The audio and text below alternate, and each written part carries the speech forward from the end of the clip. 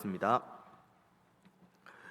은혜가 풍성하신 하나님, 일부 예배로 모인 우리 모든 예배자들의 심령 가운데 성령의 충만함이 있기를 원합니다.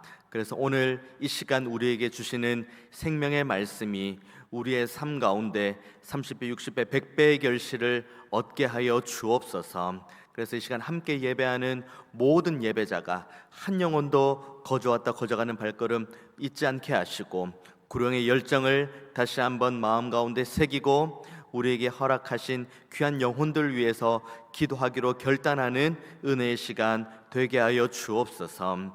예배의 시종을 주님께 온전히 맡겨드리고 감사드리며 살아계신 예수님의 이름으로 기도하옵나이다. 아멘.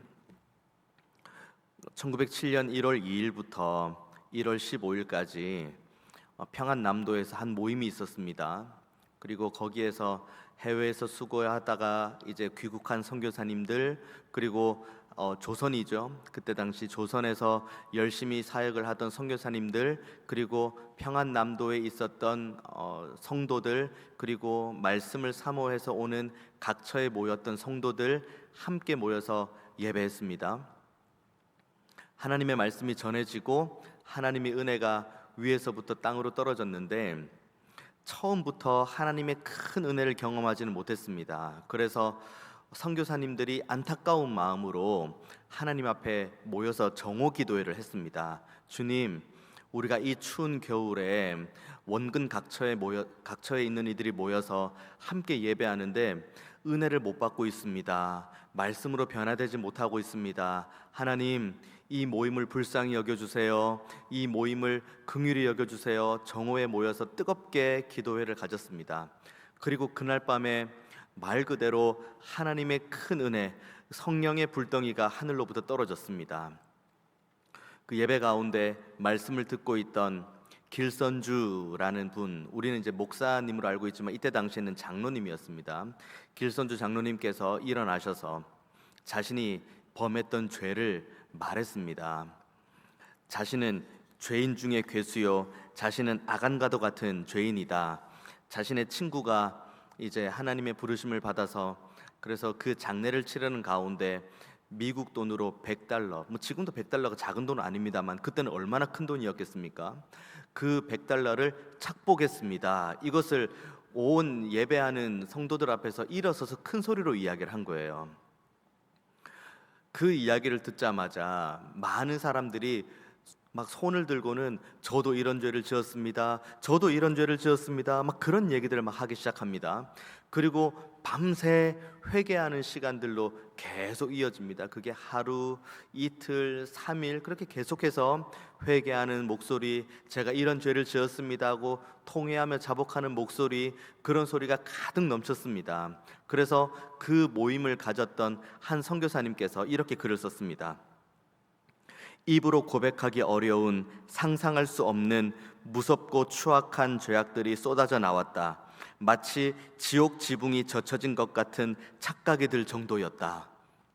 그때 당시 이 선교사님들의 고백은 사람이 지을 수 있는 모든 죄는 다 나왔다. 그 시간 동안. 그리고 그것을 가지고 하나님 앞에서 뜨겁게 회개했다. 이 시간은 우리 모두가 너무 잘 알고 있는 평양 대부흥운동을 의미합니다.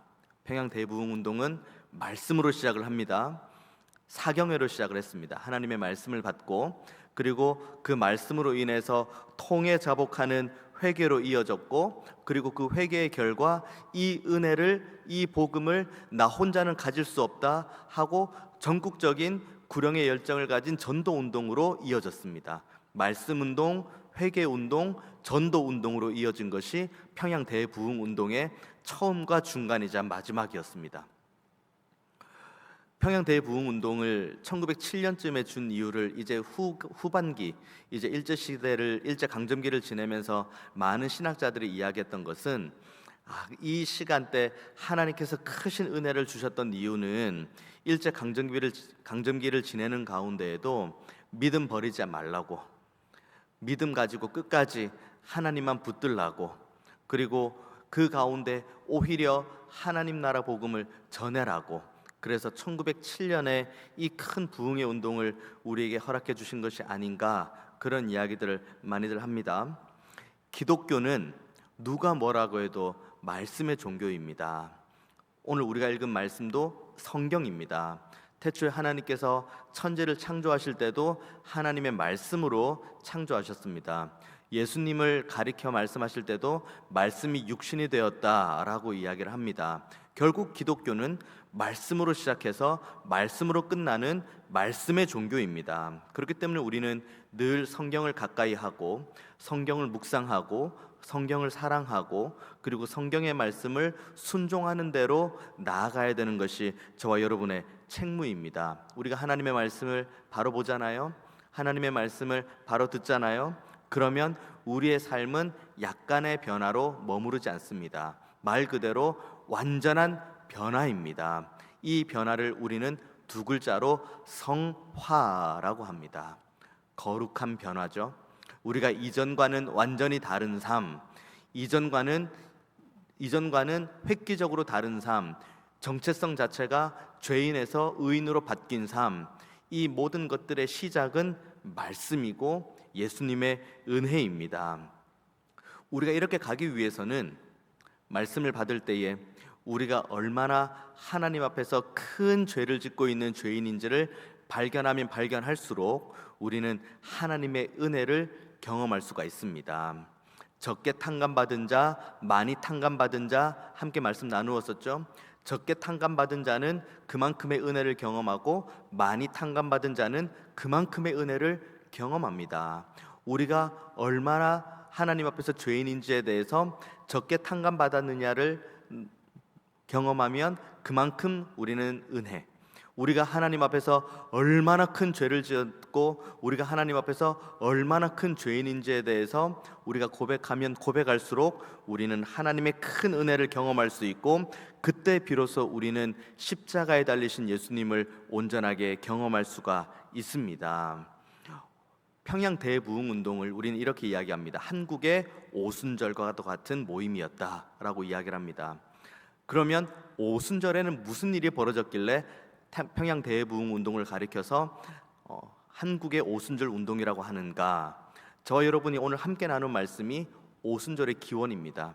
그래서 이 오순절의 말씀, 오순절에 전해진 하나님의 말씀을 받을 때에 하나님 백성이 어떻게 변화되었는지를 함께 묵상할 때 우리에게 더 큰 은혜가 이 시간 가운데 임할 줄로 믿습니다. 그리고 더 나아가서는 1907년에 임했던 평양 대부흥운동의 큰 은혜가 지금 이 순간 이 자리에서 함께 예배하는 우리 모두의 삶 가운데에도 동일하게 임하게 되시기를 주님의 이름으로 축원드리겠습니다. 오늘 본문 보면은 이제 하나님의 말씀을 받는 그 시점 가운데 성령의 충만함을 경험합니다. 예수님께서 부활하실 때 약속을 하셨죠. 너희들에게 약속한 성령을 줄 것이다. 그리고 오순절에 함께 모여있는 이들에게 성령이 임했습니다. 말 그대로 성령의 충만함이 하늘의 불의 혀와 같이 임해서 그곳에 있는 모든 이들의 마음을 사로잡습니다. 그때 이들은 각자의 언어로 방언을 말하는데 그 방언의 내용은 동일합니다. 그러니까 언어는 다른데 그들이 고백한 고백은 똑같은데 그 고백이 무엇이냐면 하나님의 큰 일입니다. 각자의 방언으로 하나님의 큰 일을 말했다라고 이야기를 하는 것이 오순절의 시작입니다. 그 방언으로 말하는 것들을 보고 누군가는 놀라고 누군가는 당황하는데 누군가는 조롱을 합니다. 어쨌든 그 조롱하는 이들은 차치하고 놀란 이들 그리고 당황하는 이들 그리고 방언하는 이들이 이제는 성령의 충만함을 받고 이제 하나님의 말씀을 받을 준비가 되었습니다. 그때 오순절에 베드로가 일어나서 하나님의 말씀을 전합니다. 그 말씀을 전하는 것이 저와 여러분이 함께 오늘 읽은 본문에 앞달나게 해당되는 말씀입니다. 내용은 처음 듣는 내용이 아닙니다. 하나님은 어떤 분이신지, 예수님은 어떤 분이신지, 그 예수님을 우리가 어떻게 대우했는지, 그리고 예수님께서 그래서 어떻게 죽음을 맞이하셨는지, 그리고 예수님께서 어떻게 부활하셨는지, 그리고 부활하신 예수님께서 우리에게 무엇을 약속하셨는지, 그 내용을 베드로가 이렇게 기록하고 있습니다. 베드로가 이렇게 담대하게 증언할 수 있는 이유는 오늘 우리가 읽은 본문의 앞단락에 보면 32절 이렇게 이야기합니다. 이 예수를 하나님이 살리신지라 우리가 다 이 일의 증인이로다. 베드로가 설교하는 내용 중에 사실 베드로 개인의 생각이 들어간 내용은 그렇게 많지 않습니다. 말 그대로 일어난 사실을 말하고 있는 거예요. 그래서 베드로가 자기 자신을 뭐라고 이야기하냐면 증인이라고 이야기를 합니다. 증인은 어떤 일을 꾸미거나 아니면 어떤 일을 가지고 내 평가, 내 생각을 말하는 사람이 아닙니다. 증인은 말 그대로 내가 본 것, 내가 들은 것, 내가 경험한 것, 이것을 그냥 그대로 객관적으로 말하는 사람이 증인입니다. 그런 개념으로 우리의 삶을 접근해 보면은 저와 여러분도 모두가 증인의 삶을 살 수가 있습니다. 왜냐하면 지금 저와 여러분이 이 자리에 앉아 있는 이유는 하나님의 크신 은혜로 앉아 있기 때문입니다. 우리의 어떠함으로 이 자리에 앉아 있는 분 아무도 없습니다. 우리가 자격이 있기 때문에 이 자리에 앉아 있는 분 아무도 계시지 않습니다. 다만 하나님의 은혜로 그리고 하나님의 용서와 용납으로 우리는 이 자리에 앉아 있는 겁니다. 그렇기 때문에 우리는 증인의 삶을 베드로와 같이 살 수 있습니다. 우리가 하나님의 백성으로 하나님을 찬양하는 것, 그리고 하나님의 자녀로 하나님을 예배하는 것, 그리고 우리가 문제가 있고 어려움이 있고 근심이 있을 때마다 하나님 앞에 기도하는 자리로 나아갈 수 있는 것, 이 모든 것이 다 하나님의 은혜이고 우리는 그 은혜로 선물을 받은 하나님의 백성다운 정체성을 우리가 살고 있기 때문에 우리는 말 그대로 증인의 삶을 살 수가 있습니다. 하나님의 말씀을 받습니다. 그래서 이 말씀을 듣자마자 37절에 그들은 이렇게 반응합니다. 오늘 본문 37절 이렇게 기록합니다. 그들이 이 말을 듣고 마음에 찔려 베드로와 다른 사도들에게 물어 이르되 형제들아 우리가 어찌할꼬. 형제들아 우리가 어찌할꼬, 이런 뉘앙스가 아닙니다. 형제들아 우리가 어떻게 할까? 우리가 어찌해야 될까? 이 큰 은혜를 받았는데 우리가 어찌해야 될까? 어떻게 해야 될까? 무엇을 해야 될까? 이런 탄식이 섞여 있는 말씀이 오늘 본문 37절의 말씀입니다. 이들이 이 내용을 처음 들었을까요? 여기 앉아있는 유대인들이 하나님이 어떤 분인지, 예수님을 어떻게 대우했는지 이들이 몰랐을까요? 앉아있는 이들 중에 누군가는 예수님을 향해서 모욕하고 예수님을 십자가에 못 박는데 동조했던 이들도 많이 있습니다. 하나님이 어떤 분인지 모세 오경을 달달 외는 이들로 가득 차 있습니다. 이들에게 사도 베드로가 똑같이 이야기를 합니다. 하나님이 어떤 분인지, 예수님이 어떤 분인지, 예수님께서 너희들을 어떻게 대우했는지, 그래서 예수님께서 너희들로 인해서 십자가에 못 박혀 죽으셨다는 그 내용을 들었을 때 이들의 마음이 찔리는 이유는 이제 더 이상 이 말씀이 다른 사람을 위한 말씀이 아니라는 것을 깨달았기 때문입니다. 하나님이 어떤 분인가 모르는 사람 누가 있습니까? 태초에 하나님이 천지를 창조하셨다 모르는 사람이 누가 있습니까? 그런데 이 말씀이 이젠 나의 하나님으로 들리는 거예요. 태초에 하나님이 천지를 창조하셨는데 그 천지를 창조하신 하나님이 나의 하나님이 되시는 겁니다. 예수님께서 이 땅에 오셨습니다. 모르는 사람 누가 있나요? 여기 있는 사람들 다 알고 있죠. 그런데 그 예수님께서 이 땅에 오신 이유가 내 옆에 있는 누군가를 위함이 아닌 바로 나를 위해 왔다는 것을 마음으로 깨닫기 시작을 하는 겁니다. 예수님께서 십자가에 못 박히셨어. 예수님께서 십자가에 못 박혀 죽으셨어. 이때 이 당시에 모르는 사람이 누가 있습니까? 그렇게 큰 일이 있었는데 모르는 사람은 아무도 없습니다. 그런데 이 말씀 이제는 내 마음가운데 찔림이 있는 거예요. 그래, 내가 예수님을 못 박았지, 내가 예수님을 임의로 대우했지, 내가 예수님의 말씀을 듣지 않았지, 내가 예수님의 말씀을 불순종했지, 이제는 이 모든 말씀이 나의 말씀으로, 나에게 주시는 말씀으로, 이제는 삼위일체 하나님이 누군가의 하나님이 아닌 나의 하나님으로 다가오기 시작합니다. 그만큼 내가 경험하고 있는 죄, 내가 지금 가지고 있는 이 낫보다 무거운 죄, 맷돌보다 무거운 죄, 이 죄가 이제는 하나님 앞에서 밝히 드러나게 된 겁니다. 성령의 충만함이 가져다주는 은혜이죠. 그렇기 때문에 이 은혜를 받은 이들이 처음 고백한 것이 37절의 말씀입니다. 다른 사도들에게 물어 이르되 형제들아 우리가 어찌할꼬. 이때 당시 모여있는 이들의 이 질문, 형제들아 우리가 어찌할꼬, 이 질문은 저와 여러분의 질문이 되어야 됩니다. 우리가 예수님을 온전하게 경험합니다. 예수님의 은혜를 받습니다. 하나님의 놀라운 은혜를 경험합니다. 삼위일체 하나님이 다른 사람의 하나님이 아닌 나의 하나님으로 고백하게 됩니다. 그러면 그 다음 우리의 질문은 딱 하나밖에 없습니다. 형제들아 우리가 어찌할꼬. 주님, 제가 어떻게 해야 됩니까? 주님, 이 죄인을 용서하셨는데 이 무거운 죄를 가진 이를 하나님께서 긍휼하심으로 붙들어 주셨는데 주님, 이제 저 어떻게 해야 됩니까? 형제들아 어찌할꼬, 이 질문을 합니다. 이 질문에 대한 대답이 38절과 39절의 말씀입니다. 베드로가 이르되 너희가 회개하여 각각 예수 그리스도의 이름으로 세례를 받고 죄 사함을 받으라. 그리하면 성령의 선물을 받으리니 이 약속은 너희와 너희 자녀와 모든 먼데 사람 곧 주 우리 하나님이 얼마든지 부르시는 자들에게 하신 것이라 하고, 두 가지 이야기를 합니다. 첫 번째는 죄 사함과 회개와 세례를 받으라고 이야기를 합니다. 더 이상 죄 가운데 머물러 있지 말라는 겁니다. 더 이상 죄 짓는 자리에 있지 말라는 겁니다. 한 번 눈물 흘릴 수 있습니다. 한 번 마음에 찔릴 수 있습니다. 그런데 한두 번으로 될 문제가 아니라는 것이 오늘 베드로가 우리에게 주시는 답입니다. 형제들아 어떻게 할꼬? 우리가 어찌할꼬? 하나님 어떻게 해야 됩니까? 죄 사함을 받고 회개하고 그리고 세례를 받으라.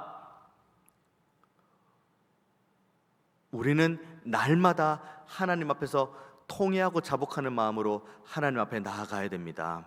우리가 늘 짓는 이 죄 앞에 우리가 십자가에 달리신 주님의 은혜로 말미암아 우리가 구원함을 받았는데 여전히 죄 가운데 있고 여전히 패역한 세대와 동일한 삶을 살아가는 우리들의 모습을 바라보면서 안타까워하는 그 하나님 앞에 우리는 날마다 눈물로 통회하고 자복하며 회개하는 자리로 나아가야 됩니다. 그게 첫 번째 38절의 말씀이죠. 그리고 두 번째 39절의 말씀, 이 약속은 너희와 너희 자녀와 모든 먼데 사람 곧 주 우리 하나님이 얼마든지 부르시는 자들에게 하신 것이라 라고 이야기를 합니다.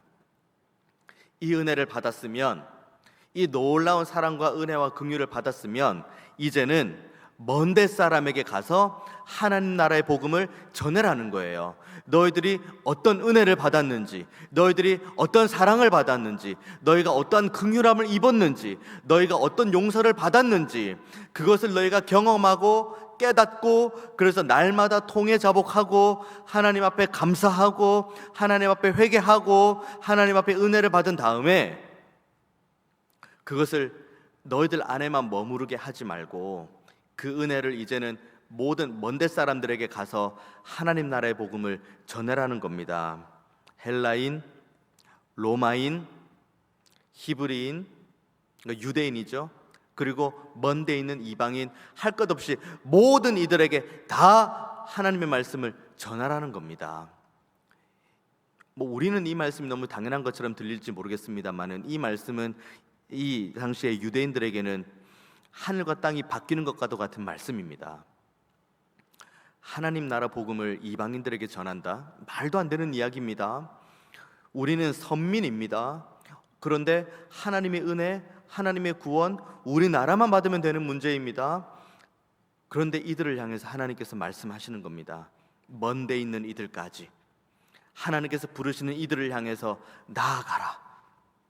너희들이 받은 은혜, 너희들이 받은 사랑, 너희들이 받은 그 용서, 너희들이 받은 그 긍휼함, 그것을 가지고 이제는 먼데 있는 이들, 그들에게 나아가서 하나님 나라의 복음을 전해라. 그 얘기를 지금 말하고 있는 겁니다. 결국은 무엇입니까? 하나님의 복음을 받고 하나님의 은혜를 경험하고 그리고 하나님의 용서와 용납과 긍휼을 경험한 이들은 반드시 하나님 나라 복음의 증인이 되어야 된다는 것을 이 본문은 우리에게 말하고 있습니다. 패역한 세대라고 이야기를 합니다. 오늘 본문에도 패역한 세대라고 이야기를 하죠. 40절 말씀, 또 여러 말로 확증하며 권하여 이르되 너희가 이 패역한 세대에서 구원을 받으라. 어른들하고 말씀 나누다 보면은 그런 말씀들 많이 하십니다. 말세예요, 목사님. 말세입니다. 말세. 뉴스를 들어도 말세고, 주변을 돌아봐도 말세고, 다 말세입니다. 말세가 아닌 적이 없습니다. 기독교 역사를 봐도, 그리고 성경을 읽어봐도, 사사기만 읽어봐도 그거보다 더 말세가 있을까 싶습니다. 패역한 세대라고 이야기를 합니다. 하나님 나라의 복음이 전해져도 그 복음이 그들 마음 가운데 정말 말 그대로 전혀 심겨지지 않을 것처럼 보이는 패역한 세대라고 이야기합니다. 하지만 이 패역한 세대 가운데에도 하나님께서 구원하기로 작정하신 그 한 영혼은 있습니다. 그리고 그 영혼을 향해서 하나님께서는 패역한 세대 가운데 하나님의 말씀을 전하라고 이야기를 합니다. 패역한 세대다, 말세다. 그렇습니다. 우리가 살고 있는 세대는 패역한 세대요, 말세라고 말할 수 있습니다. 그러면 우리의 소망은 하나님께만 있습니다. 이것을 우리는 패역한 세대 가운데 전해야 됩니다. 왜냐하면 우리가 먼저 패역한 세대 가운데 있을 때 하나님 나라의 복음을 받고 하나님의 은혜의 구원을 경험했기 때문입니다. 그런 말씀들도 많이 합니다. 풍족해요, 넉넉해요. 그리고 교회 밖에서도 얼마나 많은 즐거운 것이 있는지 모르겠어요. 재밌는 거 얼마나 많이 있어요. 쾌락 주는 것 얼마나 많이 있어요 라고 이야기를 합니다. 주님이 이제는 필요가 없는 시대라고 이야기를 합니다. 그런 말씀들 많이 하십니다. 그런 말씀 가운데에도 필요한 이는 오직 우리를 구원하신 주 예수 그리스도입니다. 세상에 즐거운 것 많이 있죠. 쾌락을 줄 만한 것 많이 있죠. 하지만 하나님 나라가 주는, 하나님 나라를 소망할 수 있는, 그리고 영구한 나라의 주인 되신 하나님께서 주시는 기쁨과는 비견할 수가 없습니다. 풍족하다고 이야기하죠. 우리에게 부족함이 없다고 이야기를 하죠. 하지만 우리의 소유와 우리가 가지고 있는 것들은 잠깐 있다 없어지는 안개와도 같은 것. 하지만 우리에게 큰 은혜, 큰 소유, 우리에게 넉넉함을 주시는 유일한 분은 만군의 하나님 여호와이신 줄로 믿습니다.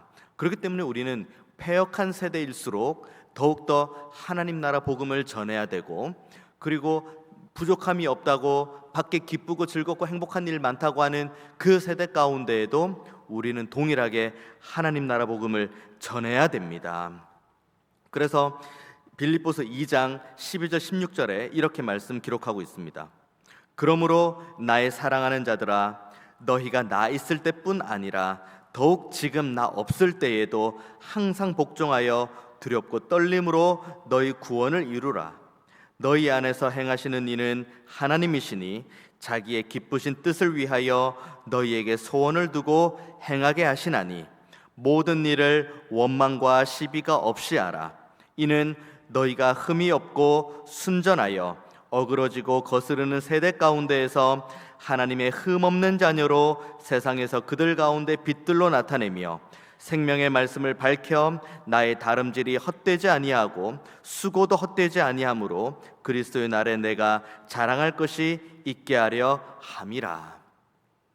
패역한 세대 가운데 먼저는 우리가 은혜 받아야 된다는 겁니다. 이 사람들이 주님을 받지 않는다고 지금 우리가 사는 것만으로도 충분하다고 말하는 이 시대 가운데 우리가 먼저 은혜 받아야 된다고 오늘 본문은 우리에게 말씀하고 있습니다. 그리고 우리가 먼저 은혜를 받고 우리가 먼저 죄사함을 받고 우리가 다시 한번 의인된 삶으로 살아가기로 결단함으로 우리에게 주신 이 놀라운 사명, 구령의 열정을 가지고 내가 받은 사랑, 내가 받은 은혜, 그리고 하나님 나라 복음을 들고 그들 가운데 나아갈 때 하나님께서 패역한 세대 가운데에서도 구원 얻을 한 영혼을 우리에게 붙여주시겠다, 이 약속의 말씀을 하고 계십니다. 그래서 이사야 57장 18절 19절 말씀 이렇게 약속합니다. 내가 그의 길을 보았은즉 그를 고쳐줄 것이라. 그를 인도하며 그와 그를 슬퍼하는 자들에게 위로를 다시 얻게 하리라. 입술의 열매를 창조하는 자 여호와가 말하노라. 먼데 있는 자에게든지 가까운 데 있는 자에게든지 평강이 있을지어다 평강이 있을지어다 내가 그를 고치리라 하셨느니라. 우리는 이 은혜를 사모하고 또 이 은혜를 사모하는 가운데 하나님께서 우리에게 만족을 주십니다. 중요한 것은 우리가 이제 작정하기 원하는 그 태신자에게도 하나님께서는 이 동일한 은혜를 주기 원하신다는 겁니다.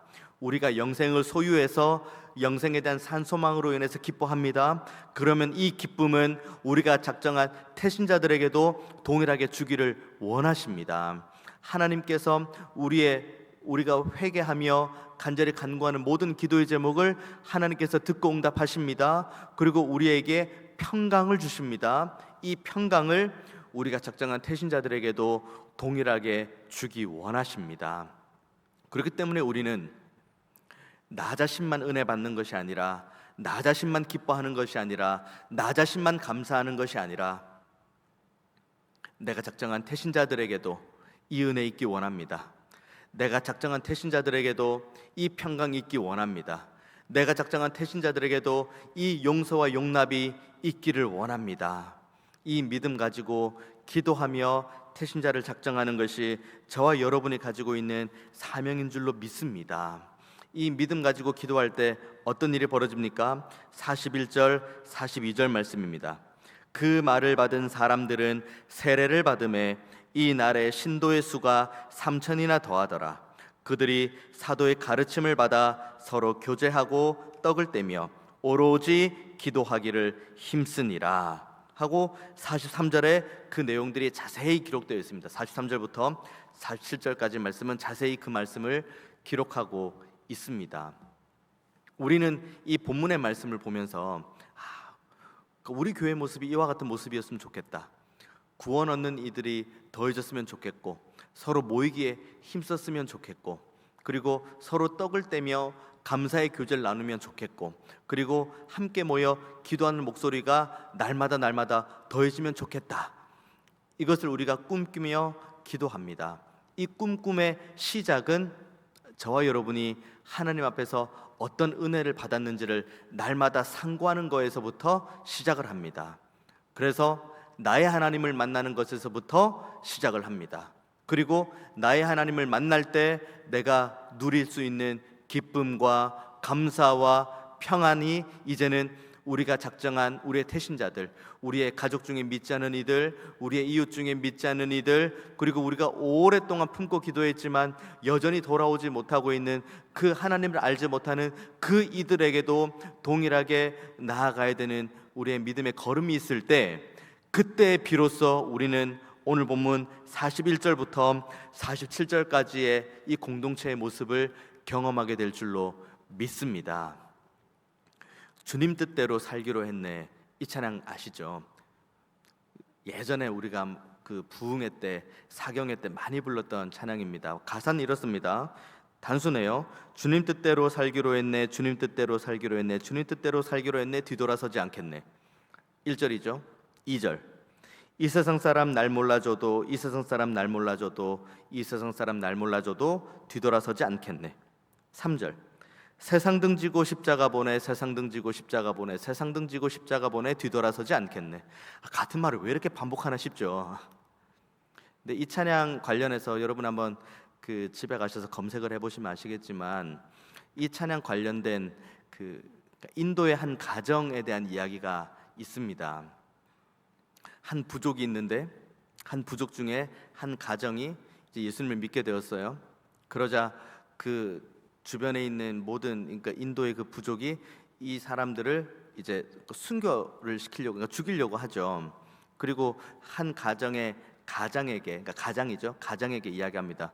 지금 주님 믿는 걸 포기하고, 그리고 예수 믿는 걸 부인하고, 그리고 다시 우리에게 돌아오면, 그러면 이 자녀들 죽이지 않겠다. 그런데 이 사람의 고백이 1절의 고백이었습니다. 주님 뜻대로 살기로 했네. 뒤돌아서지 않겠네. 그래서 자녀들이 그 가장이 눈앞에서 죽는 걸 봤어요. 이제 두 번째입니다. 자, 지금 협박하는 거 아니야, 진짜야. 예수님 부인하고 그리고 우리에게로 돌아오지 않으면 이제 너 아내를 죽일 거야. 그런데 그때 고백했던 이 사람의 고백이 2절의 고백입니다. 그리고 그럼 이제 마지막 누구 남았습니까? 이제 혼자 남은 거예요. 그 사람이 이제 봤지? 자녀들도 죽고 아내도 죽었어. 지금 이제 이 협박 아니야. 이제 너 하나 남았어. 예수님 부인하고 우리에게 돌아오지 않으면 죽일 거야. 근데 이 사람의 고백이 3절의 고백입니다. 그렇게 1절 주님 뜻대로 살기로 했네. 주님 뜻대로 살기로 했네. 2절 이 세상 사람 날 몰라줘도 이 세상 사람 날 몰라줘도. 3절의 고백 세상 등지고 십자가 보내. 세상 등지고 십자가 보내. 그리고 뒤돌아서지 않겠네. 이렇게 고백하고 결국 이 사람도 순교했습니다. 그 가정이 다 주님을 믿는 믿음으로 인해서 순교를 했죠.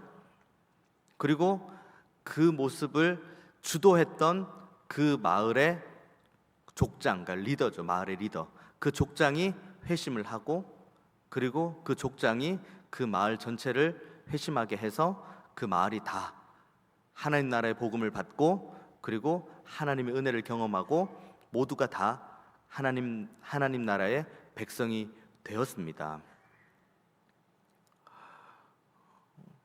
우리가 태신자를 작정하고 그리고 우리가 기도로 섬기는데 언제 어떻게 돌아올지는 아무도 몰라요. 심지어 저 사람이 돌아올까라고 생각하는 우리 기준에 보기에 패역한 사람이 있을 수 있을지는 모르겠습니다. 우리 기준에 보기에 완악해 보이는 사람이 있을지 모르겠습니다.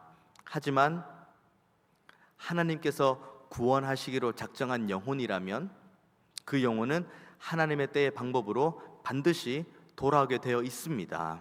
그런데 하나님께서 그 복음에 수고하는 자리에 저와 여러분을 하나님의 손가발이 될 수 있도록 이 놀라운 사명을 우리에게 허락해 주셨습니다.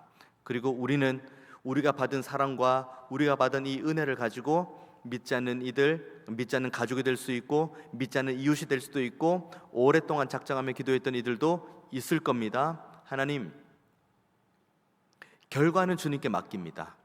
하지만 제가 할 수 있는 이 부분에 있어서는 최선을 다하겠습니다. 제가 기도하며 오늘 작정한 이 영혼들 최선을 다해서 기도하고 최선을 다해서 섬기고 최선을 다해서 그 영혼들을 위해서 간구하는 자리에 있겠습니다. 이유는 제가 그 은혜를 받았기 때문입니다. 제가 그 사랑을 받았기 때문입니다. 제가 그 용서를 받았기 때문입니다. 제가 그 긍휼을 받았기 때문입니다.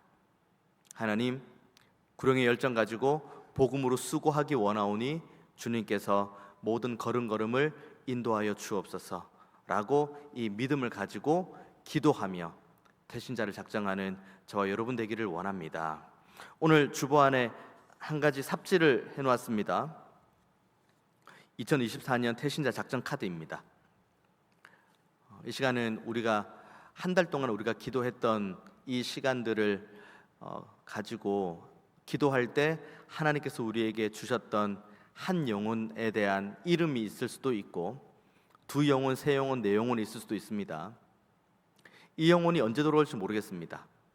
하지만 하나님께서 구원을 주시기로 약속한 영혼이라면 반드시 돌아올 줄로 믿습니다. 그러니까 이 믿음을 가지고 함께 이 시간 작정하는 시간 가지도록 하겠습니다.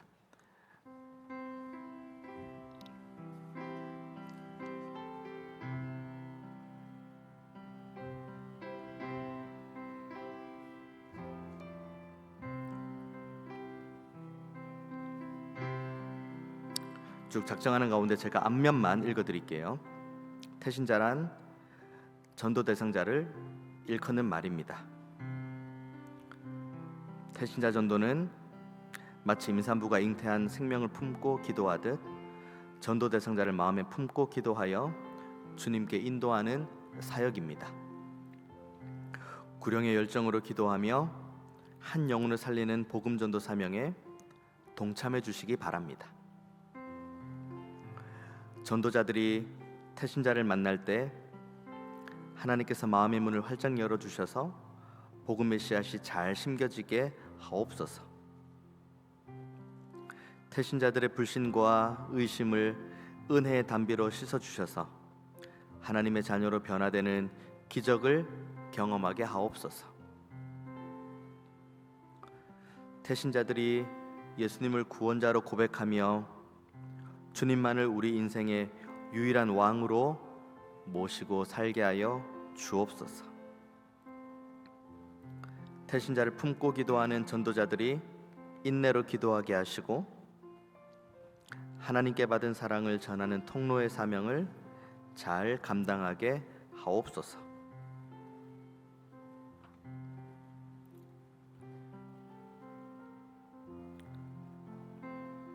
그 말을 받은 사람들은 세례를 받음에 이날의 신도수가 3,000이나 더하더라. 그들이 사도의 가르침을 받아 서로 교제하고 떡을 떼며 오로지 기도하기를 힘쓰니라. 사람마다 두려워하는데 사도들로 말미암아 기사와 표적이 많이 나타나니 믿는 사람이 다 함께 있어 모든 물건을 서로 통용하고 또 재산과 소유를 팔아 각 사람의 필요를 따라 나눠주며 날마다 마음을 같이하여 성전에 모이기를 힘쓰고 집에서 떡을 떼며 기쁨과 순전한 마음으로 음식을 먹고 하나님을 찬미하며 또 온 백성에게 칭송을 받으니 주께서 구원받는 사람을 날마다 더하게 하시니라.